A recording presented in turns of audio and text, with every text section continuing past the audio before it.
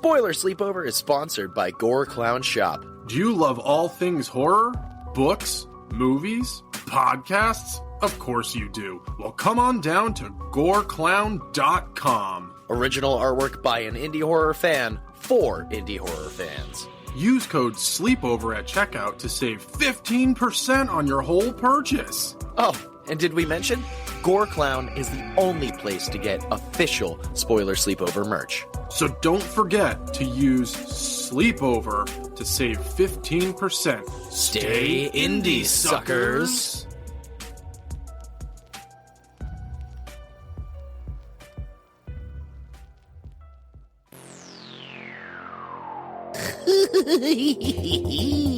Welcome, ladies, gents, and our non-binary friends to Spoiler Sleepover, Season 3, the Season of Suffering.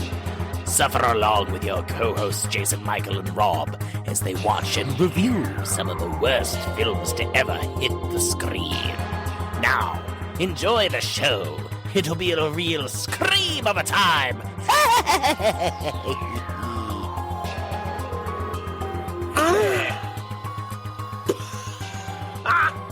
Oh, my mangina. Not where I thought that was going, but welcome back, everyone, ladies, gents, and our non-binary friends to Spoiler Sleepover. I'm Jason Michael. I'm Jason Michael. I'm true. Rob. There's two of us. Jesus Christ. We got it right this time, and I was like, I'm gonna fuck it up on purpose. You bitch. You goddamn whore. But we are back this week talking about the continuation of Shit Fiesta. We are talking about lethal virus, or apparently it's COVID-21 lethal virus from 2021. Now, yeah, before we there's two things.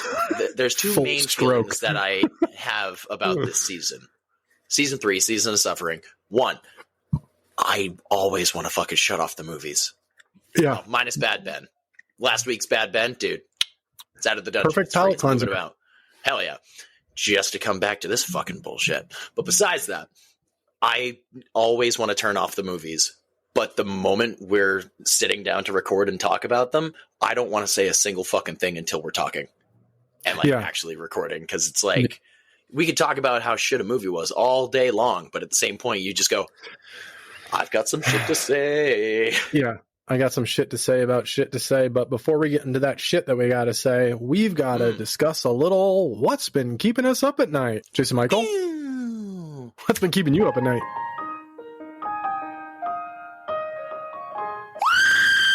So, what I have been watching, I've been, again, following up on Daredevil Born Again. This past 2 episodes, I believe they released 2 in one day, which... fantastic. I know they did that for the first episode, but the most recent 2 episodes, one of which is really cool and makes me want to dive back into the original 2 series. I believe it was 2 seasons. I don't think they got a third. Either way, I want to go back and watch old Daredevil now because of the way they portrayed his powers in episode 5. It was really cool. And then episode 6 is just a straight up horror movie. There is a character in there that is horrifying, and I'm all about it. I have no idea his origin, but when I looked up the picture of the character, basically it seems like praying for the devil, painting for the devil, all about it. And I'm here for it. So Daredevil, and I've also been... I restarted From again, and Jesus. I'm not ashamed. Dude, From is a great show. From is a tremendous show. The horror is great. The acting is great. The violence that the monsters bring is tremendous, and they are creepy. I love it. I still don't entirely know what they are. It kind of seemed like from the very first episode, from the very first scene, the opener, it seemed like vampires, but at the same point, not. I don't know. All I know is that season 4 is eventually coming, probably, unfortunately, in 2026. So that's the only downside with that. But that's pretty much what I've been up to. I've been watching Daredevil. I've been rewatching From, and it's been making me want to go back and also watch the rest of the MCU shows, because when I watched through the MCU, I did not rewatch the shows. But I think I might give it a shot. And that includes like the old Netflix, Jessica Jones, Luke Cage, Iron Fist. Never watched any of those, The Defenders. But I did watch The Punisher, and that's the only one that counts to me. So, hey. But, yep, that's what my chair just popped. That's what has been keeping me up at night. Rob, what has been keeping you up at night? Fixed it. Well, I have been doing the work for both of us because you threw in the towel, not even a full episode in, and I'm watching Reacher. Oh, yeah. All right. So hang on. I didn't throw in the towel. I did go back the other day to try and continue to watch it, but then I paused it and didn't go back to it because I wanted to watch something else. That's called throwing. I don't know. It's not called throwing in the fucking towel. Fuck you. You're a towel. This is the best season of Reacher yet. And I'm telling you, you got to get through this first episode. But this season is knocking futz. It is so goddamn good. I've been on the edge of my seat almost every single episode. Dude, it's so good. How many episodes so are good now? 6, if I remember correctly. So, and I was going to say, I think it started 7. roughly around the same time as Invincible. So Invincible had 8. So, and that stopped 2 weeks ago, maybe? The last episode I watched, which was the last episode that was out as of this week so far. I have a feeling this could be the last episode. I don't know where they'd managed to bring it any farther after this, but either way, I'm excited. This is my favorite season of Reacher yet. So I've really been enjoying it. Other than that, I've been working on art again, and I'm working on new music. There'll be a new album coming within the next couple of months. So yeah, that's about it. Cool. Let us know what has been keeping you all up at night, whether you've been watching Reacher, whether you've been attempting to watch Reacher. Either way, definitely let us know. Now we are moving on to the squiggly little thing squirming about called an earworm. Rob. Yeah? Yeah, the thing that's been squiggling in and out of my ear. I got 2 for you, actually. I've got another single from Laura Jane Grace came out. She has released a new song called Mine Me Mine. It is really good. It's stupid short. She has announced the new album coming, and so God's Dick and Mine Me Mine will be on this album. I'm super excited. She's retitled God's Dick to Your God, quote unquote, God's Dick. Yeah. So I was going to say, because God's Dick can't entirely sell all that well right off the bat. To the right audience, it will. And hello, I am that audience. So go check out Laura Jane Grace's new single, Mine Me Mine. And other than that, I discovered a new to me noise artist goes by the name of New Grasping Machina.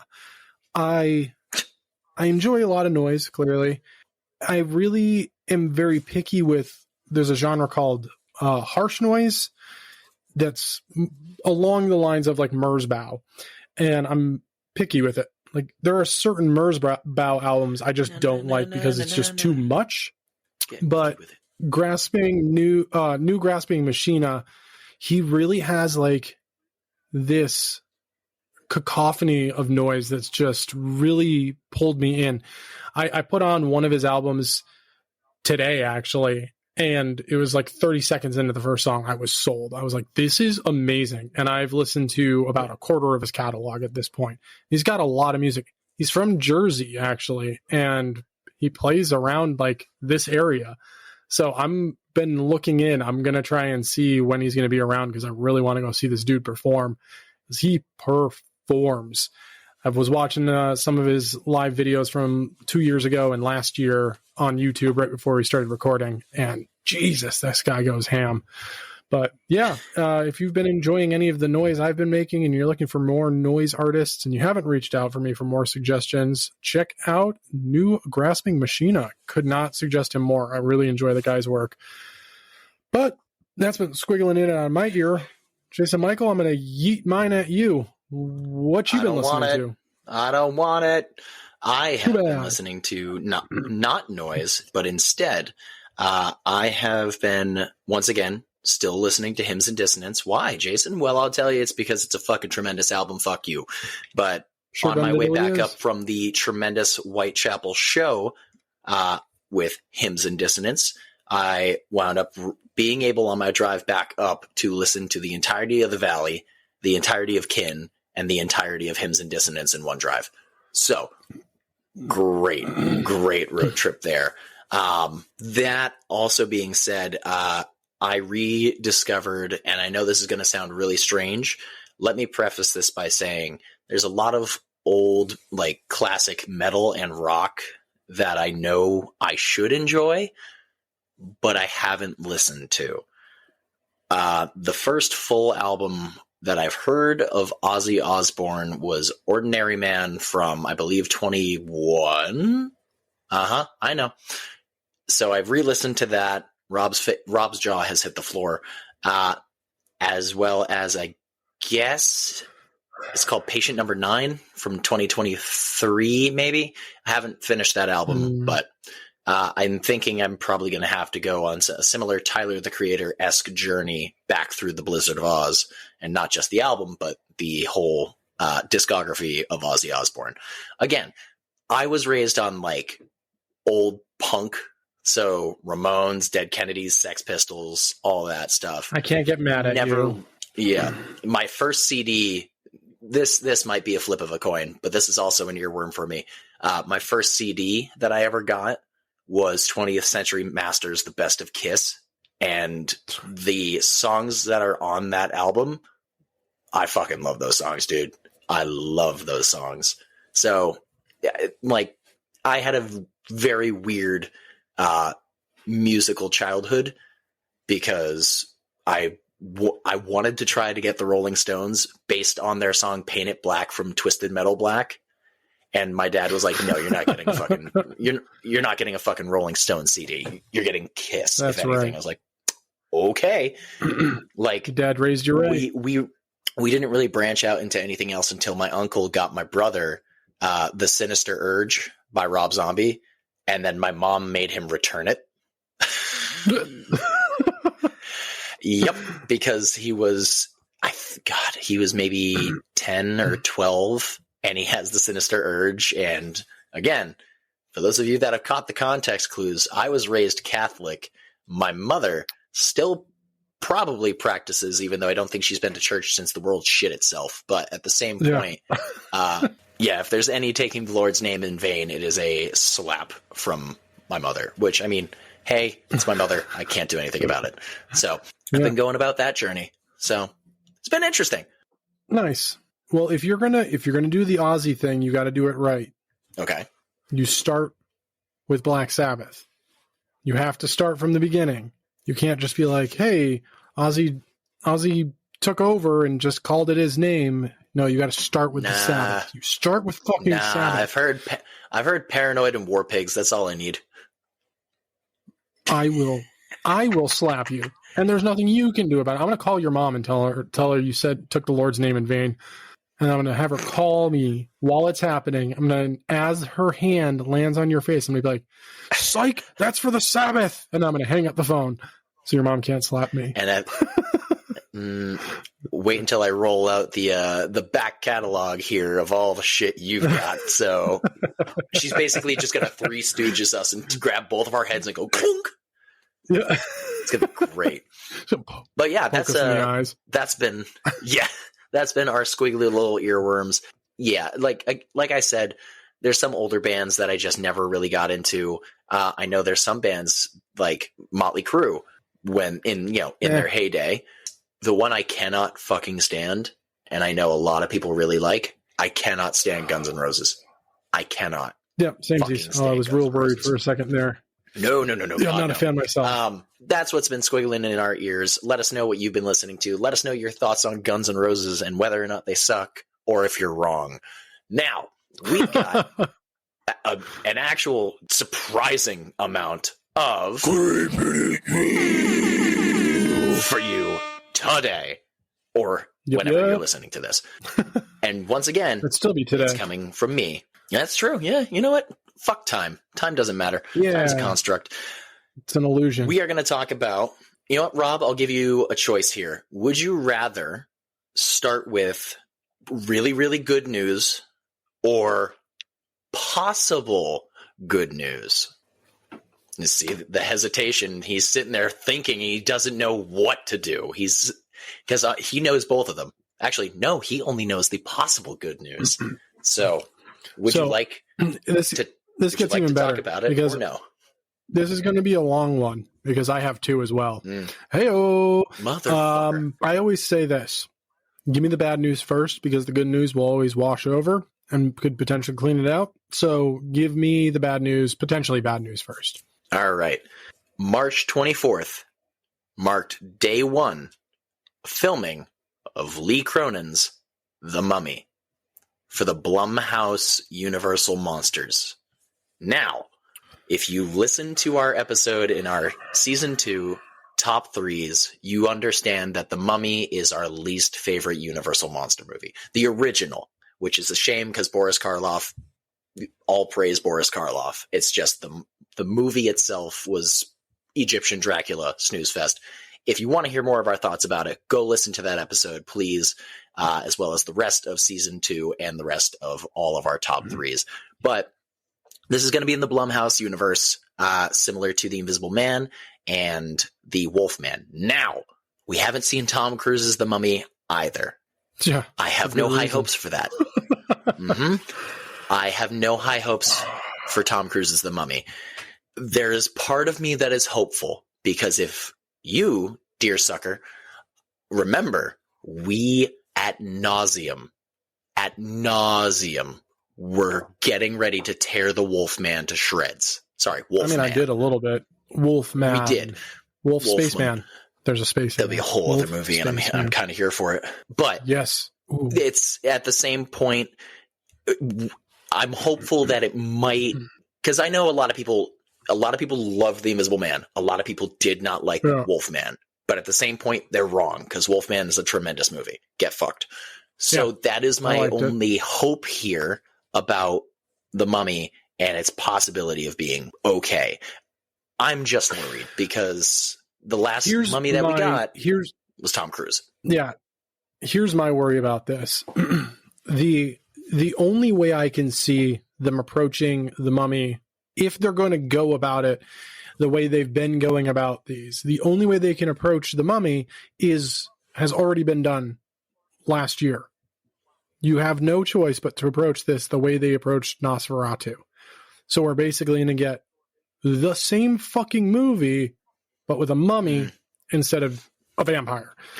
And I'm not here for Blumhouse washed out Nosferatu, but I will call myself out on it. I was wrong about Wolfman in so many different ways, and in the one way that I was wrong, I'm really pissed that I'm wrong. I still wish it was a movie about mental illness. I think it would have been way better. That still would have been great. So anyway, I'm not going to hold my breath. I'll wait to see a teaser or a set photo before I start really making judgment. But at this point, this is where I stand with it. I'm not amped. I'm not angry about it. I guess I'm in the middle. I'm neutral. It's going to happen or it gets canceled. And like Saw. And you know what's... Oh... No, that's sad. We're not talking about fucking hell. Not yet. But Stoon. Stay tuned till later. Stoon. So, Stoon. Shorthand. Now we have to keep that in, you fucker. My flub, and it's kept in, you bitch. I'll keep all your coughing in from earlier. Nah, that part's not in, but now it's alluded to. We are, again, we have 2 each. So that's one of mine. What's one of yours? I'm curious if we're going to cross paths on these ones. because I have a feeling we are. Okay. All right. Go ahead. All right. So my other one, and I'm not going to get too much into it. I'm going to let you kind of take the reins on it a touch, but they have released the Final Destination trailer for Final Destination Bloodlines. I refuse to watch it. I'm not going to. Yep. The teaser gave me exactly what I wanted, which was fucking nothing. I got a set photo of our other Lord and Savior, Tony Todd, on set. Made me tear up a bit. Reposted it. You should have already seen it on our Instagram and our Facebook and our threads. That's all I need, man. I'm not even going to read a synopsis for it because I don't want to. I want to walk into it blind. Completely blind. I want to sit down and I want to be amazed and shocked with whomever is in the movie, who's not in the movie. I don't know. And I want to keep it that way the best I fucking can, which is going to be tough because in my spare time, when I'm not making art and music and doing this and working, I'm reading horror news. So yeah, this is going to be tough. But without being... I mean, you did it for Terrifier 3, so... I did pretty damn well, too. Without spoiling anything, what was your takeaway? What'd you feel about the trailer? It felt weird to... I know, I could pick up a bunch of stuff that was very misleading, and it's like, oh, is this going to happen? No. But at the same point, listen, I can see a bunch of that, but at the same point, it also felt weird to watch the spoilers for the movie in the trailer. But I guess that is also a lot of movies nowadays and a lot of movie trailers. But it is also just a movie about creative ways to die. So what else are you really going to show in the trailer? Yeah, especially seeing as we're not getting another Saw movie, so no more creative ways to die. I'm going to beat this dead horse. I'm going to beat the fuck out of it until the meat is nice and tender and I can cook it and eat it. I'm sorry. I'm pissed. But I'm also happy because we get Final Destination Bloodlines. Jesus Christ. He's not here, because if he was, we'd be getting Saw 11. Would we, though? Yes. I'm feeling my mother's slapping hand coming up. Anyway. So that was your first. He likes it rough. Jesus. God damn it. No. I can't stop saying it. I hate it. Anyway, moving on. My second Creepin' It Real is not necessarily horror related. It is, in fact, similar to my most recent marathon, if you will, or adventure of what's been keeping us up at night. On March 26th, there was a live stream revealing the cast for Avengers Doomsday, the next Avengers movie. Yeah. Now, I saw that. This list is impressive. There's also a bunch of names missing, which is leading me to believe either there's follow-up movies or movies right before where it's going to hopefully explain where they are, and then they all come together in Secret Wars, which I believe will come out a year after. Doomsday has already started production. It comes out in 26, and Secret Wars comes out in 2027, and that fucking hurt to say right there. But I'm going to quickly run down the cast of characters that will confirmed be in Avengers Doomsday. We have Thor, Sue Storm, Captain America, Bucky, Shuri, Ant-Man, U.S. Agent, Namor, The Thing, not John Carpenter's, Shang-Chi, fucking finally, Yelena, Kelsey Grammer's Beast, here for buddy. Bob, Daddy himself is I'm gonna guess is Sentry from the Thunderbolts. Which, fun fact, this is just spoiling a lot of stuff for Thunderbolts right here. It's like, cool, these characters aren't dying. So Bob or Sentry, Falcon, Johnny Storm, Red Guardian, M'Baku, Ghost, Loki, which was incredible to see. Yep. We get to see Patrick Stewart's return again as Professor X. We get to see Sir Ian McKellen return as Magneto. This is these next three are fucking pulls, and I'm here for it. Alan Cummings, Nightcrawler from X2. Fucking my favorite character from X-Men. Beautiful. Nightcrawler. I love Nightcrawler. We have Rebecca Romjan. I've never been able to pronounce her name. Romaine. Is that how you pronounce it, with a J? Either way, Yes. Mystique from the original X-Men. I'm not cultured. James Marsden's Cyclops. Everybody's been expecting it, Fuck yes. and I'm so glad he's finally getting a return. Woo, he made a name for himself here. Channing Tatum's Gambit, Reed Richards, Shut up. and of course, yeah, dude. And of course, the main man himself, Robert Downey Jr. as Victor Von Doom. Yeah. There are so many... Still shit casting. Bad choice. It's an interesting casting. There was a bunch of better stuff that could have happened. I accept it. But at the same point, I have a feeling that we're still going to get a hell of a performance out of him. Now, multiverse variants, that's the whole reason they've got this. And there was a variant of Doctor Doom that was Tony Stark. They swapped brains or some shit, and Victor Von Doom was a bad Iron Man, and Tony Stark was a good Doctor Doom. Either way.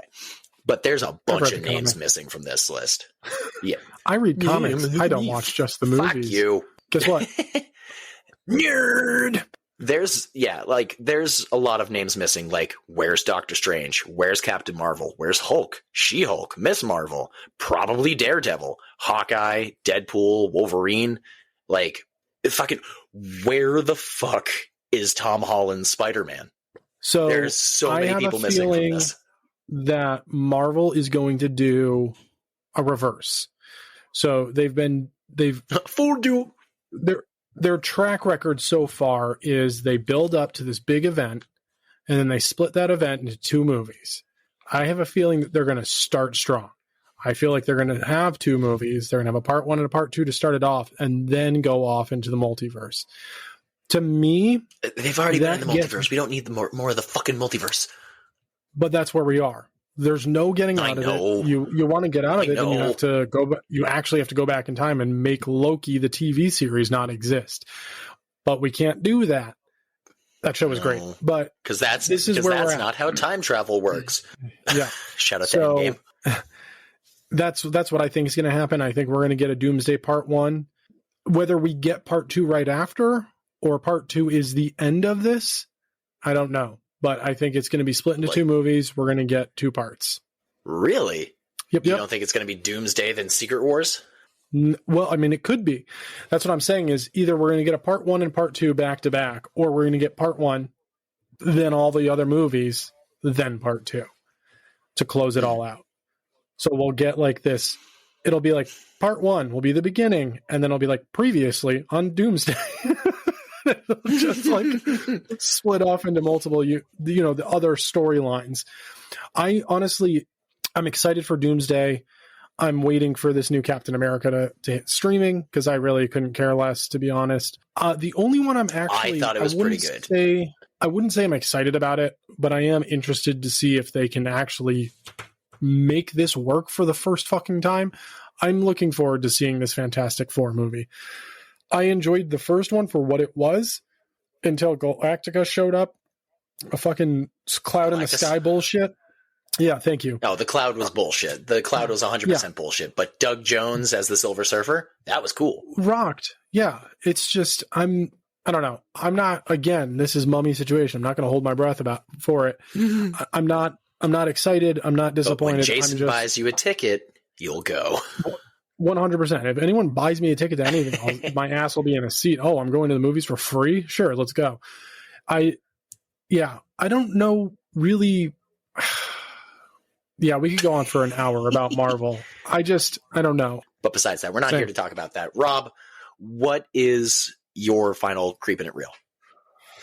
My final Creeping It Real is real short, real sweet. I'm not going to get into it because we're going to have somebody else come on once this is out. And we'll talk about it. Somebody that you all have heard from multiple times. Somebody that you all love so much as we love him. Chris Obraki will be coming back. And we will be doing a deep dive retrospective into I Know What You Did Last Summer because they just announced that this new bitch is coming out July 18th. July 18th. They just dropped the fucking poster this week. And it comes out on the fucking 18th of July. So I'm amped. I'm stupid excited for this.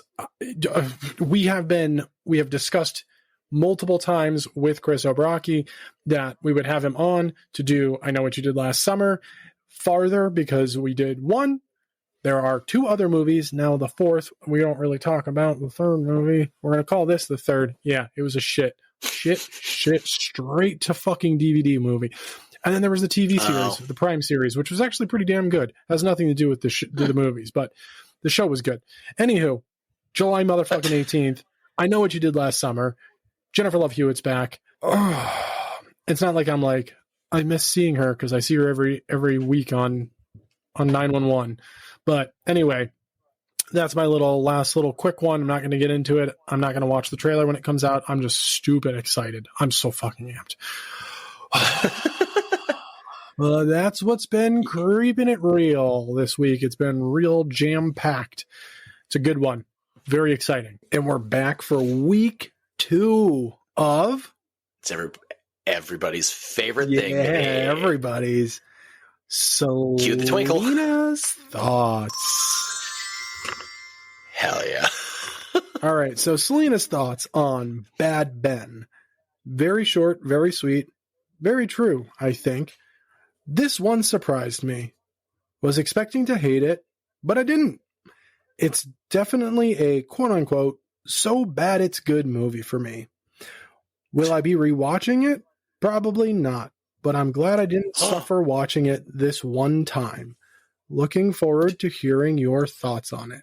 Well, you already did. Mm-hmm. Now, you get to suffer with us while we talk about this piece of shit.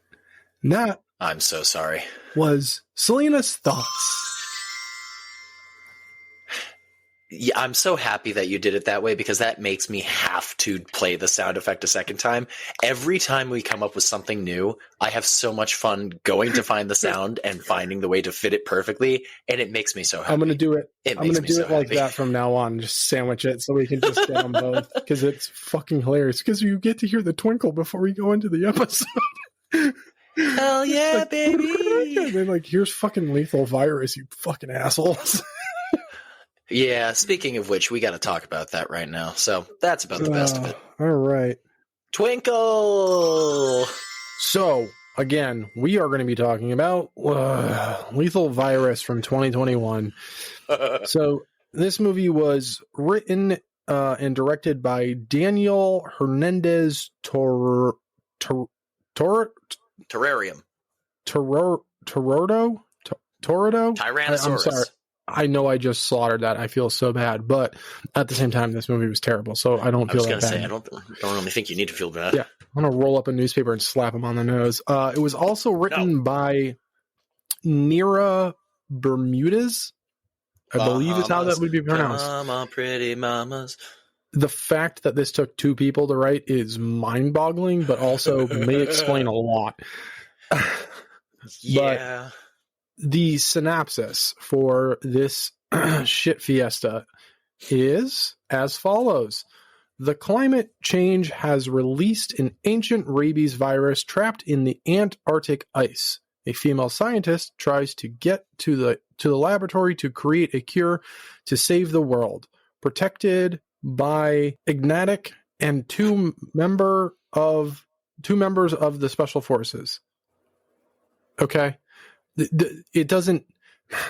So first off, wrong. Yeah. All of that is the synopsis for this movie is it's a half lie, but it's also a huge misdirect. We don't actually find out the backstory of this virus till the halfway point of the movie, during the longest single shot of the movie, and it's just 2 people talking, and it is so fucking annoying. And all I have to say is fucking hell. 1,000 times fucking hell. We'll get to that. But, oh my good gravy fucking hell. So, I'm going to start this. This isn't my movie to spoil, but I need to get something off of my chest before we get into this. The movie just starts. The virus exists, apparently. But it starts and it just cuts to like this woman in a park with apparently a kid. And there's all of these wild like car explosion noises and screaming. And there is literally nothing happening in the background. The opening credits of this Nothing. movie had more production value than as soon as this kicked in. Yeah. Oh, 100%. Yeah. The opening kind of got me amped, and I was just like, all right, this is going to be, this might be good. And then that shot, and I was like, there's no way. This is either the bottom is the opening. This is going to be the worst part of the movie, or this is just the tip of the shit iceberg. And boy, howdy was it ever. Dude, just imagine an iceberg entirely made out of shit. Yep. That's this fucking movie. So we get that random shot of a random woman. I need to point out, I'm pretty sure that woman just random. There, did nothing to the movie. We'd never see her again. Unless it's the woman from the end of the movie, which I was going to say, now that I think about it, I don't remember what the kid looked like. Were they a blonde?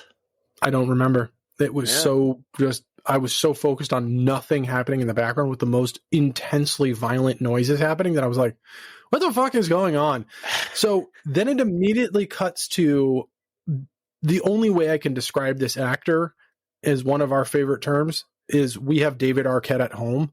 That the dude That's exactly what I did. Dude he looks like a fucking cheap David Arquette. I was just like, oh, what the fuck? Off David Arquette. And he is shadowboxing in his bedroom. He's having an emotional shower time. Dude has not spoken a word yet. This is our introduction to this character. So we have David Arquette at home, is supposed to be a badass with a beer gut, apparently. This is why I wanted to start this off, because this angered me to no fucking end.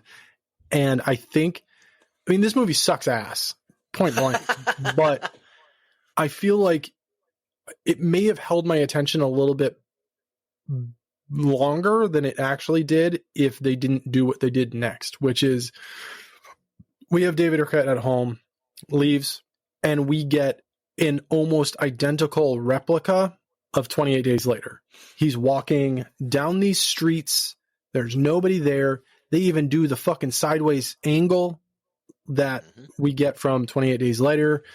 The music is even trying to be that music from 28 Days Later. Like, all of it. I was like, yo, no.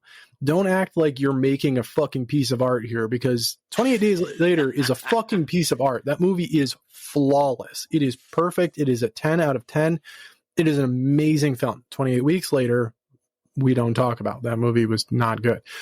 And now we wait for 28 years later. I don't know why I put emphasis on the 8. I'm going to go fucking see it, but I'm not holding my breath that it's going to be worth the fucking watch. It's the most confusing trailer, too. There's like 1,000 different things happening in the trailer, which is fine, great, whatever. Anywho, that sequence, oh my God. I'm sitting alone in my office, and I'm just going, fuck you. Fuck you. No, absolutely not. No, absolutely not. Fucking no. And then we've got David Arquette at home, starts rummaging through a car. Dude, he narrates shit. He's narrating cigarettes that are bad for you. No, thank you. And then he grabs the fucking the air freshener. He goes, these things smell good. Cool. What? Are you good? No one's there, homie.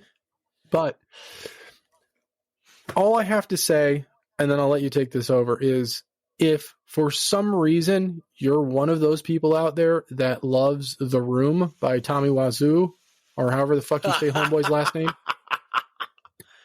this is the zombie version. This is The Room zombie edition. Like, not even joking. Every line is delivered exactly like it is in The Room. Dude, you can't tell me that his lines are not delivered the same fucking way. Oh, hi, Mark. Yeah, seriously. It's okay. So first off, I have so many connecting notes already. I have discount David Arquette. I have. So first off, also in the opening credits, it's explaining, a bunch of stuff that was going on in the world for real, because this came out in 2021 in pretty much height of pandemic. And they're calling it the coronavirus. They're calling it COVID. And it's pretty much the rage virus. It's they're calling it COVID, but it's a zombie apocalypse. It's not actually what happened. It's not lungs or breathing. It's your eyes and shit like that. And you're sitting there going, this feels weird because I know for a fact that everybody that went through this shit for like 3/4 years, this is not at all what happened. Imagine if this zombie apocalypse was what we got instead. Yeah. Like, fuck that. I will say, yes, complete ripoff with the opening streets, but at the same point, it was also weird to watch and go, I've seen these pictures before. I've seen the pictures of the empty streets of the world's most populated areas during the beginning of lockdown. And that's exactly what this reminded me of. And it was sad. And then he goes into a mall where everybody is. Everybody's in the fucking mall just hanging out and apparently like hoarding food. He tries to open up a fridge. And then one of the 50 bazillion different hordes, which I'm pretty sure is all the same actors, just kicks up out of nowhere. And he starts running. Yeah. And it's the most shit line delivery, and I'm pretty sure overdubbing. This movie is full of that. This movie is full of bad audio, horrible acting. And it's like, he's just running away and he's going, what the fuck is going on? What the fuck? And it's like, at least feel like you believe it. Right. Like, also, you know what's going on. So why the fuck are you questioning all of this? And it's like, I guess the very beginning, because when, we meet Military Man or whatever, and then basically this movie is a lot of the same shit, just in different locations. So it's a guy goes in, gets chased out by zombies. It's a long, long chase scene. Dude. And it's just running. And it's like, they get into the mall, back hallways. They get to the parking garage. Why does he run circles in the parking lot? Did you tell me you noticed that? Yes. He ran a circle and just let other innocent people get fucking attacked. Like he was just like, get them, not me. Oh, hi, Mark. I ran track in high school. Yeah. Oh, hi, doggy. Like, just also, that's another fucking thing. What accents are in this movie? They are so broken and inconsistent. Yeah. It's like the only one I honestly learned her name when I finished watching this movie because I fucking fell asleep watching it. So I woke up this morning. I was like, I still have to finish this shit. The only one I learned her name this morning, Allison. I don't know anybody else's names, but Allison, the scientist, she's the only one with a British accent. Him, I don't know. I don't know where the fuck he's from, except for the moment where we're going to talk, and Rob's going to take that part where you could tell he's quote unquote British. Now, he's running, he shuts the gate and leaves. That's all we see of him. Yep. We get a phone call. We cut to this guy getting a call, and he's waking up. And again, it's just such, dude, there's better acting in a fucking stale pizza box than in this movie. There's not a single character in this entire movie do I believe besides the zombies. Until later where, again, one of the bazillion hordes that show up and they just like, they'll be filming one of the 12,000 long talking scenes and then it'll just, there's a horde here now. It's like, okay. Yeah. And they're already running from it. In that overhead shot of the horde chasing them into the final town, there's a few of them that are just walking up the hill because they're just like, oh my God, all we do is run. Holy shit. And you can tell the actors are like, fuck you, I'm walking up this hill. You paid way closer attention to this movie. Literally, I'm not even ashamed to admit, this movie sucked so much that anytime the horde showed up, I immediately grabbed my phone and went back to a game I was playing. Because I was just like, don't blame you. Oh, there's zombies again. Okay, whatever. They're going to get away. Yeah, there is. I don't even know. You read the synopsis. I didn't understand what the fuck was going on in this movie. When the military guy, he goes out, he's got his partner, they're shooting the shit, military times. Ugh. And he's like, hey, turn down that music. He turns it up. He did turn it up. Turns down. Yep. See? Because there was no music on in the first place. Yeah. So he turns it up and they have another conversation. And then there's just someone in the middle of the road. A little girl. Which obviously a bad sign. But is this the beginning of this? Is it like well into it? I don't know, because they're hearing about it on the news, seeing about it on TV, and these guys just go out there and this little girl attacks and bites and kills one of their teammates. And they're just like, stop it. Don't come closer. Stop it. And then a horde comes out of the woods and it's the same fucking shit. Yeah. It's just like, don't come any closer. Don't you do it, dude. My notes literally say, has no one in this world ever heard of a zombie before? Like, they're groaning and rambling towards you. Also, I've got to point out this specific scene. These zombies are like trampoline jumping across. Oh my god! Yeah, dude, it's parkour zombies. But if you literally go back the scene prior, the gate that fucking dollar store David Arquette closes is maybe 4 feet tall, and the zombies can't fucking jump over it. Like, it's damn it. The Our logic enemy.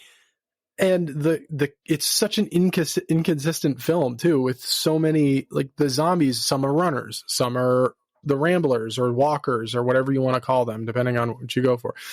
I mean, obviously with the opening, not even the opening, every fucking scene in this movie was just a direct rip. I'm sure I want to give them more fucking benefit of the doubt than they probably deserve. But I feel like this was supposed to be shot for shot homages to different zombie and horror films through time. Because we go to a mall. Say, it's a stereotypical zombie movie. It's everything you've ever seen in a zombie movie ever. Yep. Nothing about this is original. Yeah, Except for the fact if it's like, hey, real world pandemic, we're going to call it a zombie apocalypse. Get right. Moved. Yeah, we've got 28 Days Later. We've got Dawn of the Dead, The Mall. We've got The Walking Dead, because all they fucking do is just walk and talk in this fucking movie.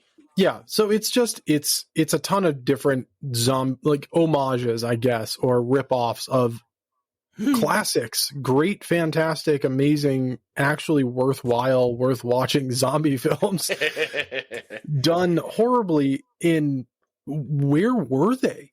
It literally looks like, but once we reach the end of the movie, that they've walked through like 6 different countries. Like, have they walked across the world? Winter. It was dead of winter from like summer/fall maybe, and then it's nighttime in the woods, and then everything's covered in snow, and then we end up in a desert.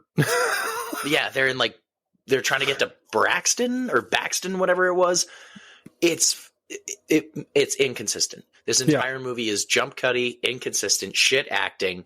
Like, again, the only good thing are the zombies.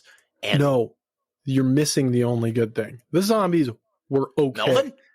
No, the best thing of this movie is once the scientist gets away from everything that just happened, we get this like maybe 8-minute sequence of landscape shots and wildlife photography. Dude, so well shot. I was like, what happened? Did you only ever used to shoot like nature documentaries? Because do that. Stop doing this. Because they were good. Like, we get to see the vastness and the beauty of the woods with like sunrise or sunset or whatever. This up close shot of the world's most terrifying spider I've ever seen in my goddamn life. Oh my god, fuck that thing, yeah. We get a raven and a crow, like 2 different birds just landing beautifully. Like, that was what pulled me back in. I was like, oh, all right. The dude's got some chops for directing wildlife and like nature, I guess. All right, Crow, you land right here, and Raven, you fly in shortly after that. All right, cool. Got it. Good job. Way to go, Edgar. But it's just Edgar and Brandon, best friends forever. And then we cut away from that, and it's back to the shit fiesta. It's just, oh my god. I will say, honestly, when he closed the gate back at the parking garage, and then he just disappeared after hiding in the cop car and then getting out for some reason, if he didn't move, he would have been fine.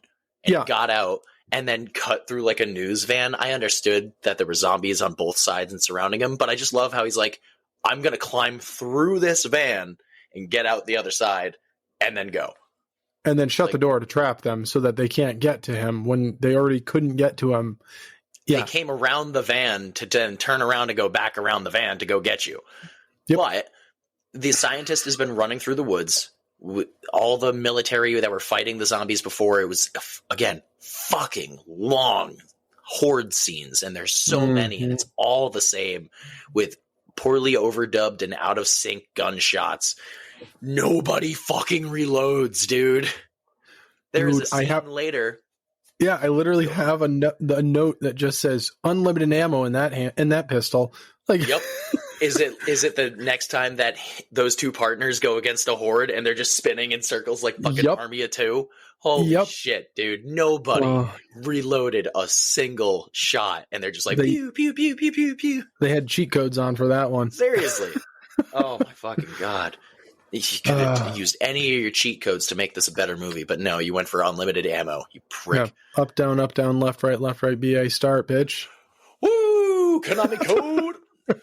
Either way, the scientist is running through the night, and it's just occasionally it'll cut to her, and she'll be like, ah! And then it'll keep running for about another 30 seconds before they get another up-close, shot. It's the same shit.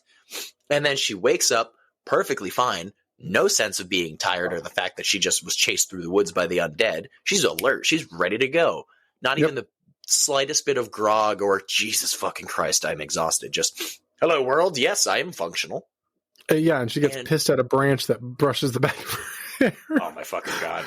And then, of course, another zombie shows up, and it's a runner, and then it's doing one of those things where, like, I have you now, kind of like talking and giving its evil plan as it slowly starts walking at her, giving the perfect amount of time for all of a sudden Dollar Store David is fucking chilling in the woods and happens to be exactly there. Yep. And he comes in, saves her, and they go on this hunky-dory adventure singing People Let Me Tell You About My Best Friend. No, they don't. They really don't.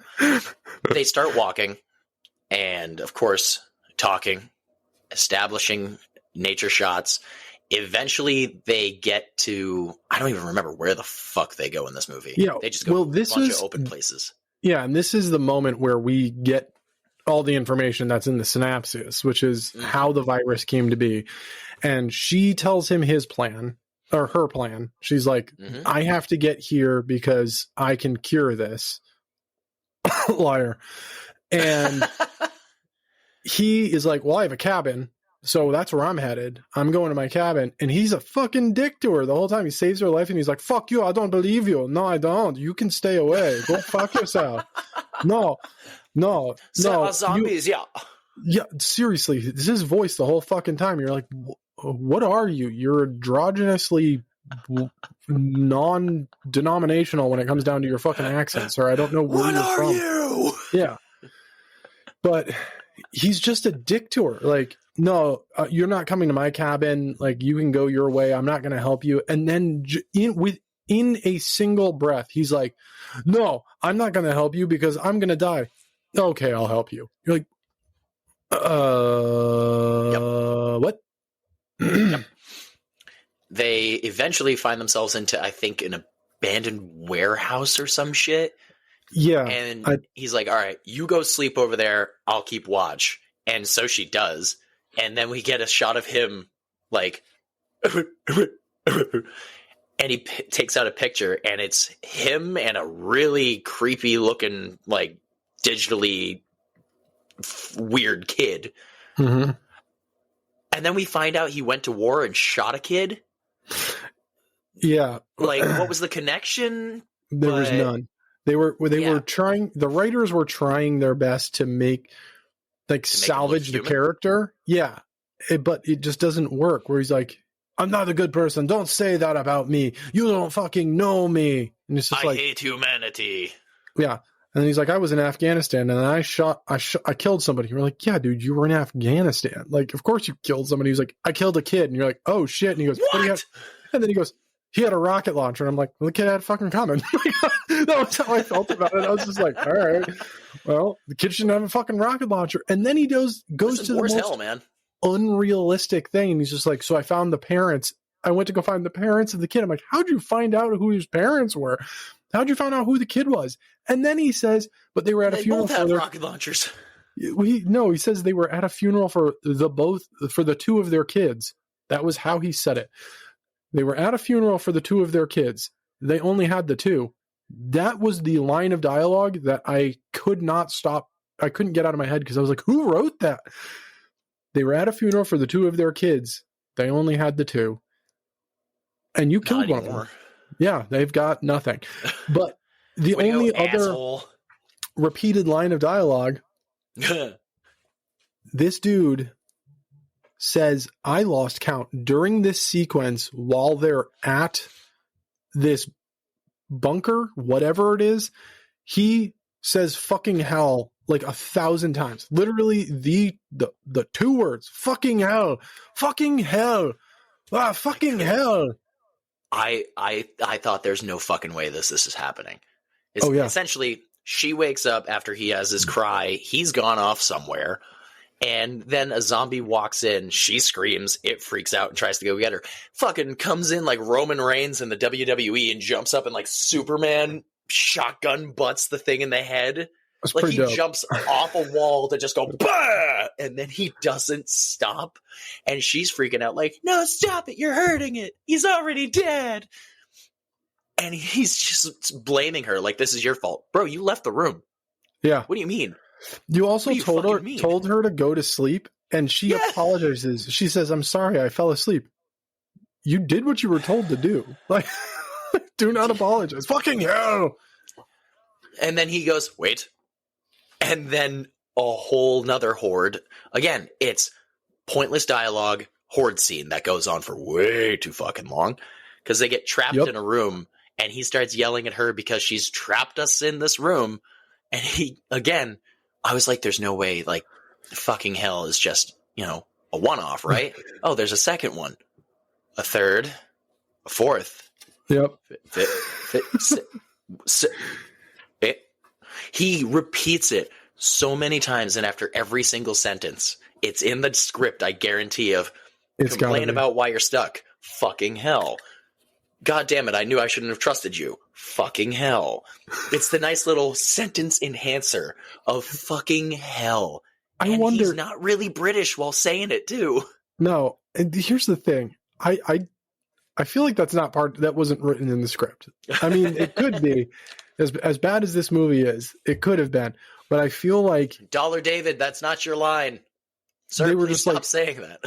All right, accentuate your frustration. He was like, okay, fucking hell. I can't think of anything else. I'm just going to keep saying this. Wait, say that again. Do it again. And again and again and again.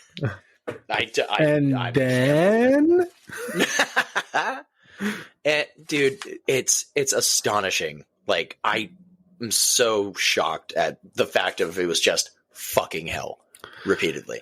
That's the only thing you can take away from that scene. There is no weight to anything in this movie. Nothing has any feeling of like, oh my God. Like, there's a kid in the opening scene in the mall when a whole group of people are being chased, and it's a kid zombie. And everyone's like, oh, Jesus Christ. Yeah. And you go, oh shit. All right. Well, that's sad. And then everything else is just poor acting, poor dubbed. You don't feel any connection to any character in this movie. Not a single solitary person do you feel like, oh, thank God they're going to make it. No. This is where I started falling asleep. Again, I fell asleep while watching this movie. I'll post a picture of what one of my notes looks like because I can't read it, and it is literally every single letter is connected. Yeah. I responded with the cowboy gif. What? Oh yeah. Dude, I legitimately tried to read that like for a solid 5 minutes. I was like, what the fuck is this supposed to say? I think it looks like one's B of I can tell you that one of those words in the is definitely of. So that's great. I've never once in my life fallen asleep writing. But that's I'm just hilarious shocked it to wasn't see. that little. I am too, off but there. it's still just the fact that you just like scribble. Yep. So the fun fact, I had to write this down because, dude, I thought I was watching the same fucking movie. I fell asleep, and it was maybe like 35 minutes left in the movie. So damn it, I was so close. This is when they're walking through the woods again, shocker, and they come across some random group of military people, which I don't even know if they were in the military, because they were all getting shit-faced drunk, and then one of them got, I mean, they all got real creepy, but one of them was like extra rapey, unfortunately. And he's like just sitting there, like making the whole kind of hands at the doctor or the scientist. Meanwhile, David Arquette's like, no, we need to get the fuck out of here. We need to get the fuck out of here. And there's the like main guy with a shotgun, and again, I fell asleep. So at this point, guns started going off. Zombies showed up. The special forces dudes showed up and like killed all the like military / zombies that were there. And then the guy with the shotgun is pointing a shotgun at our phone call guy, and his partner sneaks up behind him and goes, "Drop the rifle, son." And I went, "That's not a rifle. Yeah. It's clearly not a fucking rifle."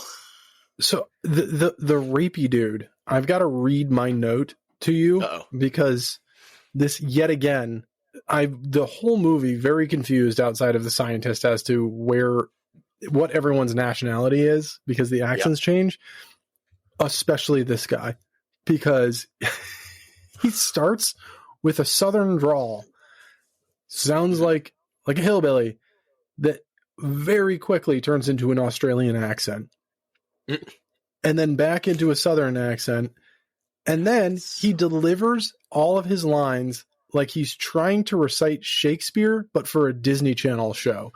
Like he's so over the top, but like a kid movie over the top, where you're just like, yeah, you're doing this because this is how children stay entertained with those tones. You use specific like inflections in certain words, and you talk in a certain tone so that children stay, interested in what is being played on TV. That is how this guy talks, slipping in between a Southerner and an Australian the entire fucking time. And also his dialogue makes no fucking sense. Like, it's just... It's long talking scenes of nothing. The fight gives a fuck. Yeah, the shootout at this location, though, is wild, because this is the moment where they have unlimited ammo. But it gets even better, because at one point, one of the dudes just holsters his gun, pulls out a knife, looks at the other guy holsters his gun, also pulls out a knife, and then they just go to hand-to-hand knife combat with the zombies. I was just like, for why? You have unlimited ammo. Just keep fucking shooting. But the fight sequences, I mean, they're choreographed well. That's... The leaping zombies, again, they return, and it's fucking just like, it's an actual fight scene.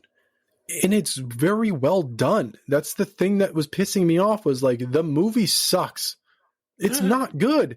But these fight sequences were fucking bananas. Like, did you spend all of your budget on a fight coordinator? Like, where did the money go? The B-roll of the nature. Yeah, and okay, so I'm going to point something out, because you fell asleep, so I'm assuming you were kind of in and out a little bit at the points, but there are these big sweeping shots of cities. There were a few moments where I'm like, I don't think this is real. I have a feeling that all of that was CGI. If you go back, there are certain shots where I'm like, that looks a little off. And I have a feeling that because there was a game company listed at the opening credits, I have a feeling that this was done by a game company. Like, this was like someone was like, I want to do a COVID-19 fucking game. And they were like, you can't fucking do that. And they were like, what if we call it COVID-21 and it's like zombies? And they're like, you still can't fucking do that. And no, I'm saying that this was a video game idea that they turned into a movie. And that's why none of this works. Because they would want to just do like, yeah, let's make a COVID virus that makes people zombies as a video game. And even Steam was like, no. Sir, we've lost so many people to this pandemic. I don't think this is really appropriate. Fucking we're doing it anyway.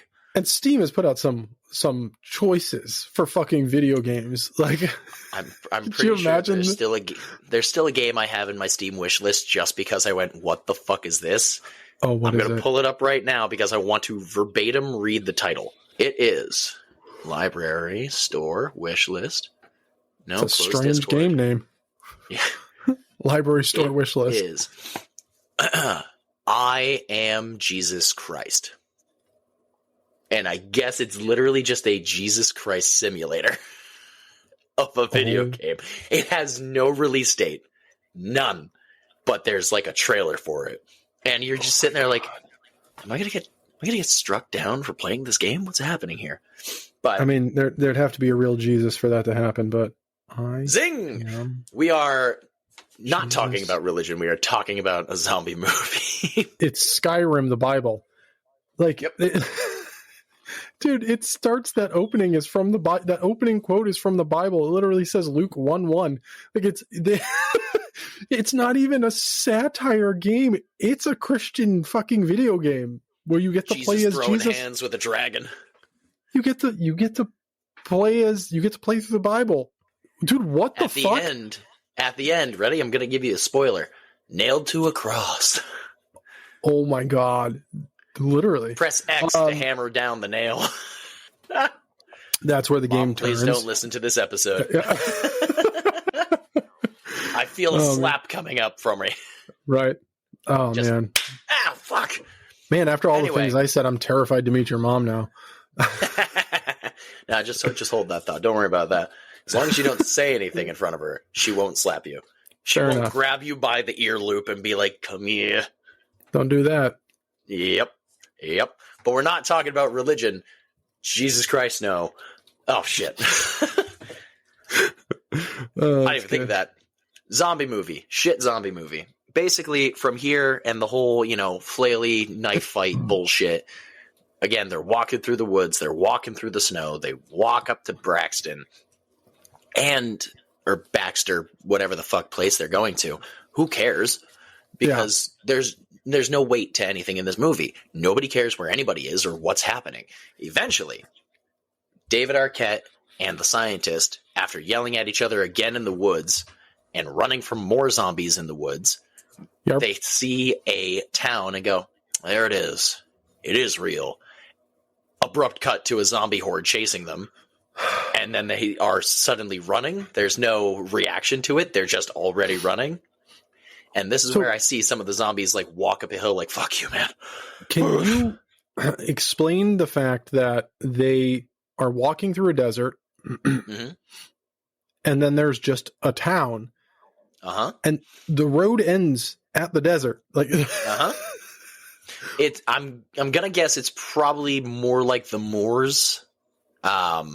But at the same point, at this point, I've just gone like, cool, they're at a new place. Because again, they walked through fucking Alaska a second ago, and there's not a single bit of snow anywhere now. Yeah. But they walked through it. Hey, man. I'm just glad they had oxidation of breath. Take that, The Shining. Way to go, Kubrick, you bitch. Anyway, they get chased into the town, and then they hide behind a car. And there was a scene earlier where all you hear is a goddamn annoying bird, like, chirping and tweeting. Oh, yeah. Tweeting and chirping. And then they show a close-up of a swing set that is moving and making that same exact sound. And my brain went, is this like some sort of weird fucking connection right now? Like, have they just been hearing the distant swing set in their future this entire time? Because that's exactly what the sounds are. You're thinking too deep. No, I definitely am. I'm giving this movie way too much credit. Yeah, they had like 6 sounds in the bucket that they were able to reuse, and they just used them. Yeah, gunshots and like minute-long zombie the entire time there's a horde. It's just that overlying Yep. The whole time. There's no stop to it. Nope. But Arquette and the scientist, they get to a house. And they go in after something was in the way of the door, and they find this zombie woman, and the scientist starts going, I fucking trusted you, and you let her die. And then we hear a small little voice, and she goes to check it. David Arquette doesn't kill the zombie. It looks like he's about to, and then he sees a picture of the scientist, the zombie woman, and a child. Which, honestly, I think this might be the woman and the child from the beginning. I don't care enough to go back and find out. I'm going to say it is. Fuck you. I'm going to say it is. Yeah. So she then embraces the child like, oh my God, I love you so much. I thought I lost you. David Arquette leaves, basically could say fucking hell again. Fucking hell. He leaves and he goes, fucking knew it. I fucking knew it. You lied. She's not there to save anybody. She's there to get her kid. Understandable. Yeah. Under fucking standable. 100%. And they go out to the street and he's yelling and he's like pissed off. Meanwhile, there's still zombies everywhere. And the kid walks away and comes back with a little house plant and goes, thank you for saving my mom. And he's like, I don't want this shit. Why would I want a fucking ficus right now? But we cut to the two military guys and they show up in the town with the army dude that they've basically taken as their adoptive little puppy. And they're like, all right, cool. We're going to go take a look. You stay here. Try and hotwire a car. He tries to hotwire a car, leaves his shotgun on the ground, and then basically just goes, all right, fuck it, I'm getting out of here. Also, it turns to night at this point. It's bright, sunshiny day to night. Cool, because time means nothing. So the fucking army dude leaves his shotgun on the ground outside when he hears and turns around. You just see one of them standing there just like, bleh, not doing anything. Hello. So he closes the door, turns on the car, and then it's swarmed and he's pulled out the passenger side window. And then they just take off, or Arquette and the scientist take off down the street, running and screaming because, again, a horde shows up. And then they hear the gunfire. Military hears the gunfire. And again, there is no weight. You don't care about a single fucking person in this movie because David Arquette gets swarmed and you don't care. Nope. He's literally, it's a shaky camera. He's screaming and he's getting like surrounded and like lightly nuzzled by the zombie actors. And he's just screaming and all of a sudden she's running away with the child. Oh, cool. David Arquette's dead. All right. Yep. The guy we were with from the beginning of the movie. No, nobody cares. All right, cool. Whatever. And then the two military special forces, whatever the fuck they are, show up. They take out the knives again, which they're like the cheap Amazon, like black handle, retractable plastic blade. And you can 100%. Tell. Oh, yeah. But they're just like, he stabs a zombie twice in the neck, spins him around, stabs him in the neck again, and then kills him. That's not going to kill a zombie, dude. Take out the brain. Unless this is, like you had already stated, it's the rage virus. It's 28 days later. It's not a shot to the head that kills them. I mean, depending on how you take the end of 28 days later, it's either starvation or full body decapitation that kills them. But anywho. Very fair. Yeah. And then we see he's like stabbing one of them on the ground, the partner, not our main military guy, whatever the fuck his name is. Yeah. It's his partner. And then it's so funny. We see a zombie approaching his partner. We cut away and it's our guy and he turns back around like, hey buddy, are you okay? He turns around, his partner's already infected. Yep. And then so he just like houses him with knives and then quickly turns around and you see like one single tear and then it cuts again. And then it's just, they're jumping into, I think it's the car that the guy hotwired. It is, yeah. Because nobody's around it now. Everybody's gone. There's no shotgun on the ground. There's no nothing. But they all hop in the car and they take off. You see a cat in the background. No zombies, but there's a cat. And there was a point earlier in the movie where they got a call about their mission, which is like, I guess, bring the scientist somewhere because he talks to them again. And then she goes, where are we going? And the military guy goes, we have to complete the mission. And then it's this giant, long pan-up scene of just distance and buildings and lights and hills. And then it goes to like some sort of like video game credits. And that, Yep. Jesus Christ, is 2021's Lethal Virus. Now, I was partially going into it a few minutes ago, but then I just stopped. I, again, fell asleep during this movie, woke up, and then was halfway through a movie called Amityville Uprising, which doesn't really have much of a better rating. And holy fucking shit, I thought it was the same goddamn movie. It was damn near identical. And I was like, I don't know who that character is. Granted, I didn't know who anybody fucking was, but I was like, he looks new. And I hit pause and I go, oh, this is a different movie. Oh, we're like 45 minutes into a completely different movie. It's like when I fell asleep watching Terrifier 3 one night and I woke up halfway through Wrinkles the Clown. Ooh, such a great fucking I was documentary. like, that's not art, but okay.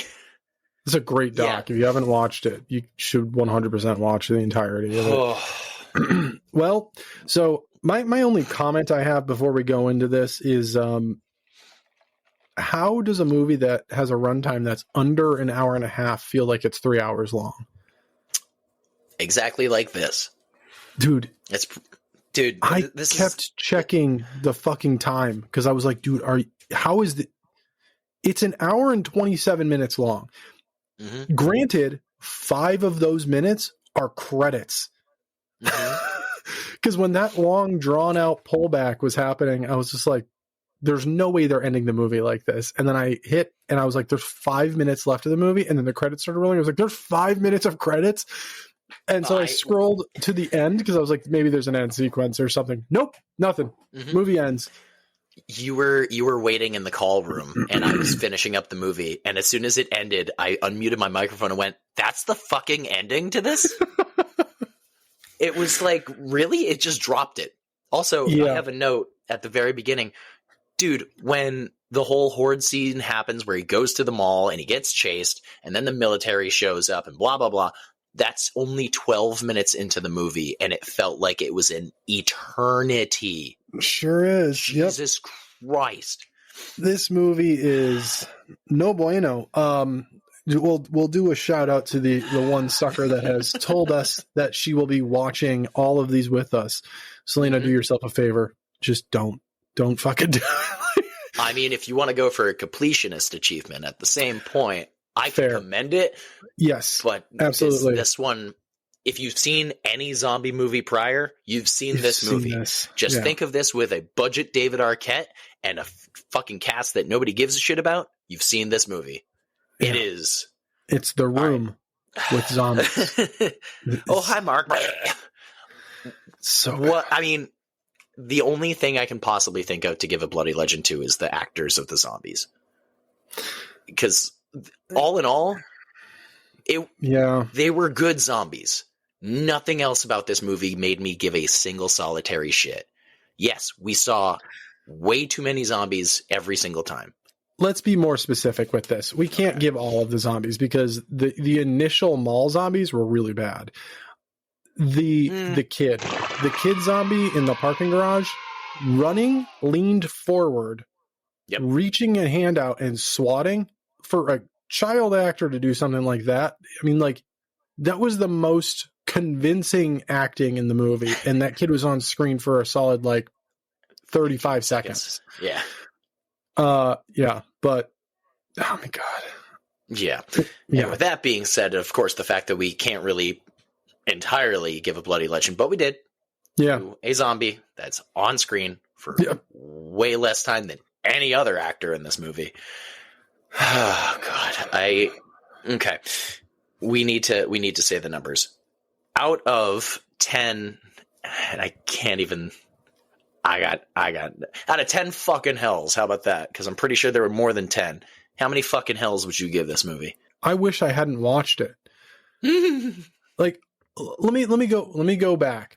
Frankenstein's Island was the most confusing, fucking ridiculously poor written thing I've seen in a long time, but it was at least entertaining and kept my interest through the entire time.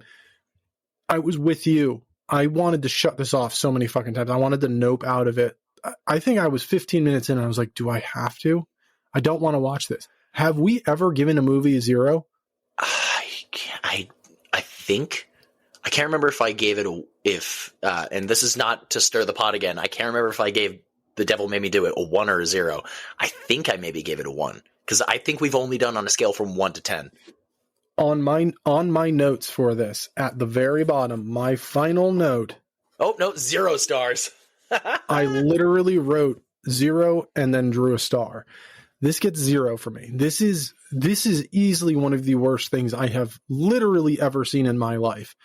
I despised every second. I walked out of my office and had a moment. Like, I disassociated. I was just like, why the fuck did I just walk? I put my... Yeah, it's getting a 0 for me. How many... 0 stars. How many fucking hells do you give it? Do you give fucking COVID-21 lethal virus? I don't know if we ever had a 0. I'll agree with your 0, but personally, I was going to give it a 1 because it's like, for a zombie movie, it's a fuck ton of zombies. That's cool. It's too bad nothing else about this movie is good. Literally nothing else, and it's not a thing. No, so. It's not good, and it's 1/0. You know what? 0.5 stars. Fuck you. How about that? Oh my god! And of course, to cap it all off, I think we know exactly which place this is going to. We have still in the dungeon. We have Outback and Frankenstein's Island, and the only movie that has gotten out of the dungeon and is living free is Best Ben. That's right, not Bad Ben. The Best Ben. Best Ben. I wrote that down and was like, that's not the title of the movie. I remember our joke. Where does 2021's lethal virus go? Not only is this bitch staying in the dungeon to suffer, it's getting way more punishment than any other movie that's in there currently. Slam it in the Iron Maiden, fill it up with water, and let it sit. Yeah, we're fucking waterboarding this shit, and we're not feeding it for 2 weeks. Like, this is horrid. Piece of shit. I want to give Frankenstein's Island like an extra slice of bread because now I kind of feel bad. Like, that's how bad this movie is. This is terrible. Outback, you can have an extra cup of piss today. Yes, extra bottle of pee for you. And lethal virus is going to sit in the corner and watch. Yep. Nobody talk to it. Leave it there. This is going to be a weird dungeon by the end of this fucking season, dude. I hope eventually we have somebody who is artistically blessed enough to make like a fan art of what our dungeon looks like with fucking Outback chilling with a cup full of piss, fucking Frankenstein's Island with its brain full of refried beans or whatever, Bad Ben waving out the window, and then just like buried in concrete with only its nose sticking out is fucking is lethal virus. Oh man. Yeah, I kind of already had something in the works. I was like, oh, this would be a cool idea. But if someone does hand-drawn art and stuff, we would love to see that by the end of the season. That'd be really cool. We'll make it a t-shirt or something. Hey. But yeah, completely in agreement that lethal virus is staying in the dungeon, locked at the deepest, darkest part where everyone can point and laugh, including everyone in the dungeon who at least gets to see the sunlight crack through the window. Yeah. Holy shit. Worst. So bad. But now that we're done with that, this is going to be the best part of this episode. We get to find out what shit fiesta we get to watch next week. Now, again, I'm going to give a quick little rundown. We started with 2019's Outback. Then we went to 1981's Frankenstein's Island. Then 2016's Bad Ben. And unfortunately, 2021's Lethal Virus. We are back to Rob's list. Rob, give them dice a roll and let's see what we're going to see next week. Here we go. Give me 1 second here. 1. All right. Well, you came back with quite the face. I rolled an 11, and I did this on purpose. The movie that we will be covering is called 11/11/11, and it was released in 2011. Yep. Am I gonna have to punch you? Am I Probably. gonna have to punch you? Okay, just wanted to make sure. Fun fact, and the only thing I'm going to be thinking about this entire time of watching this movie. So yes, next week's movie, 11/11/11 from 2011. Rob, where can they watch that? You can watch that on Peacock and Tubi as well. And if for some reason you've watched that and you said, wow, that wasn't that bad and I really enjoyed it, you can watch the sequel, 12/12/12. And if for some reason you liked that one, you can also watch 13/13/13. Yes, there are 3 of these movies. It's not even a 13th month. I know. Fuck out of here.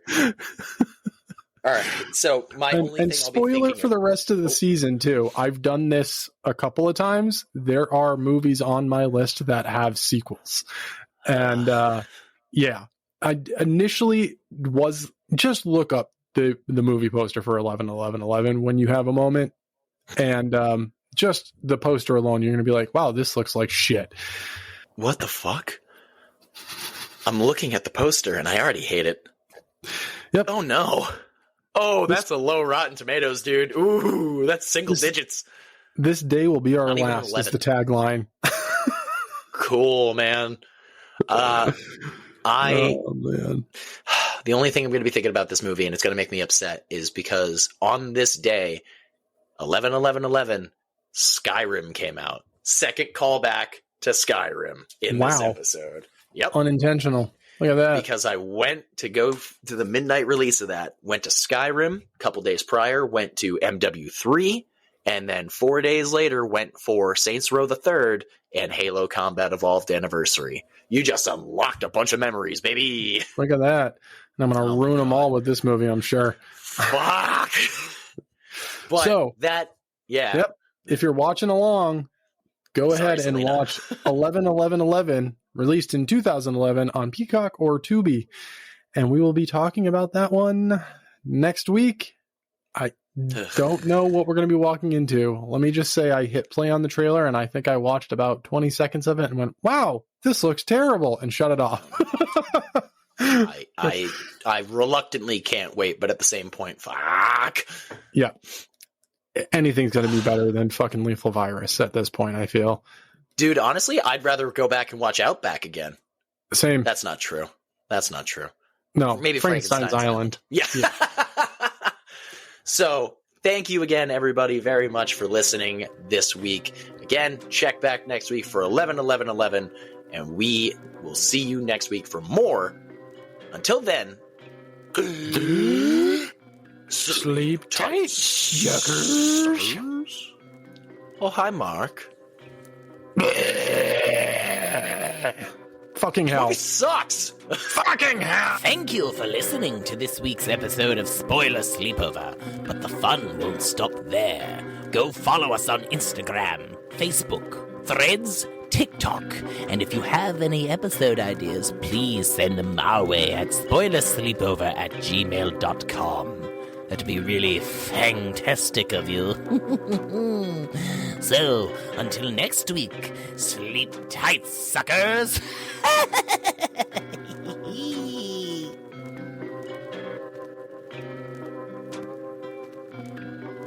Spoiler Sleepover is sponsored by Gore Clown Shop. Do you love all things horror? Books? Movies? Podcasts? Of course you do. Well, come on down to goreclown.com. Original artwork by an indie horror fan for indie horror fans. Use code SLEEPOVER at checkout to save 15% on your whole purchase. Oh, and did we mention? Gore Clown is the only place to get official Spoiler Sleepover merch. So don't forget to use Sleepover to save 15%. Stay indie, suckers.